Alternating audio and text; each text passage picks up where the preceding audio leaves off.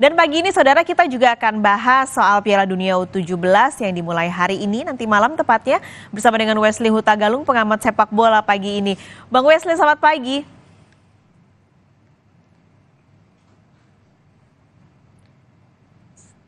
Bang Wesley, Selamat boleh pagi. Oke, Selamat suaranya pagi. sudah Nah, terdengar. Kita ngobrol soal mungkin U17 secara umum dulu ya, Bang Wesley. Ini bisa dibilang sebagai pelipur lara setelah U21 gagal, akhirnya masyarakat Indonesia bisa menyaksikan secara langsung Piala Dunia bagian U17 ini. Tapi kalau bicara U17, sebenarnya seketat apa atau gengsinya itu seberapa tinggi sih untuk U17 ini, Bang Wesley? ya kalau boleh saya urutkan ya karena pertanyaan Mbak Pascalis soal gengsinya. Jadi setelah Piala Dunia senior, Piala Dunia 20 ya 17 memang tidak mendapatkan perhatian sebesar Piala Dunia U20 yang harusnya kita menjadi tuan rumah. Tapi dari sinilah cikal bakal perkembangan bintang-bintang muda, banyak lahir pemain-pemain bagus. Hanya memang perkembangan kejuaraan ini juga akan semakin diperhatikan oleh FIFA karena semakin pendek, semakin cepat maksud saya usia pemain bintang sepak bola sekarang. Umur 18-19 sudah menjadi pemain top kan. Jadi U17 itu sudah tidak lagi dibilang eh, piala muda yang menunggu mereka matang di 20. Tidak, mereka sudah bisa matang di usia 17 untuk di klub mereka masing-masing. Kalau persaingannya seketat apa berarti, Bang?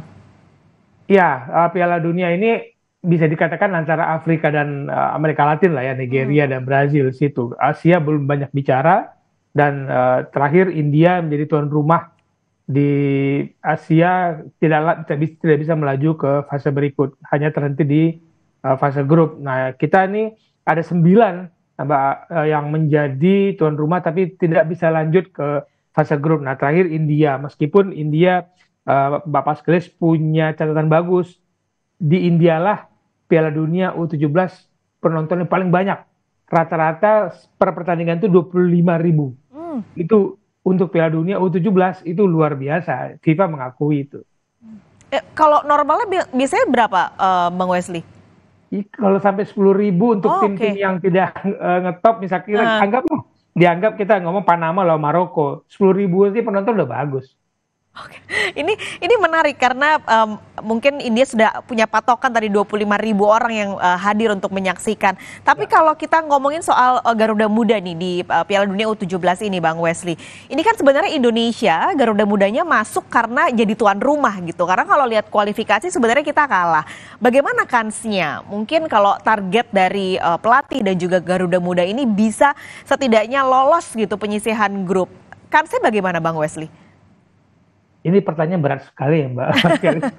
Karena ini menjadi cibiran di negara-negara tetangga kita. Indonesia tidak lolos dari, bahkan untuk lolos ke Piala Asia U17 tidak, karena kita kalah dari Malaysia waktu itu di laga terakhir. Kemudian kita kita menghukum diri sendiri, tidak menjadi tuan rumah Piala Dunia U20.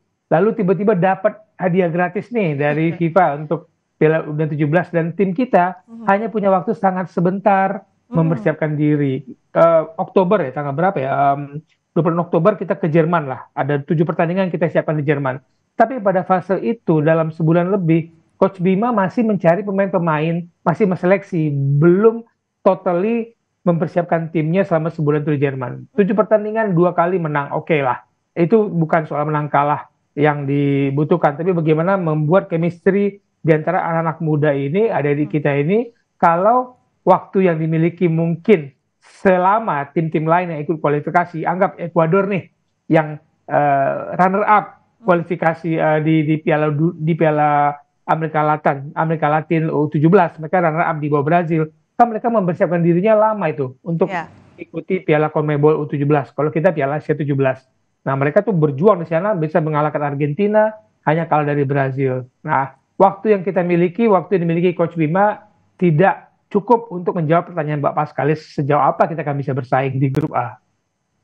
Artinya sebenarnya kalau tadi Coach Bima sudah setidaknya membuat chemistry dari para pemain ini semakin ketat, tapi tidak hanya itu, pengelolaan mental ini bisa juga jadi kritikan, Bang Wesley. Kayaknya mental atlet kita nih kenapa ketika pertandingan sepertinya kok turun gitu. Artinya bisa Bang Wesley jabarkan kira-kira nantinya kekuatan Garuda Muda ini dengan waktu persiapan yang sangat singkat ini ada di mana?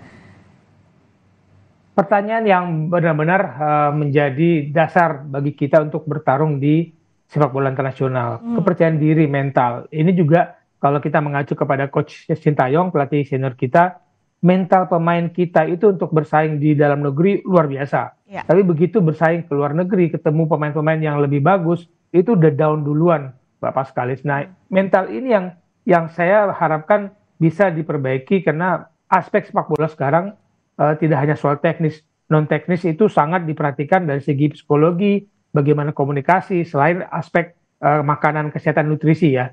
Nah, kalau ini bisa kita perbaiki dalam waktu singkat, kita turun dengan percaya diri bahwa 11 lawan 11 kita bermain di lapangan yang sama, memainkan bola yang sama, aturan yang sama, jangan down duluan.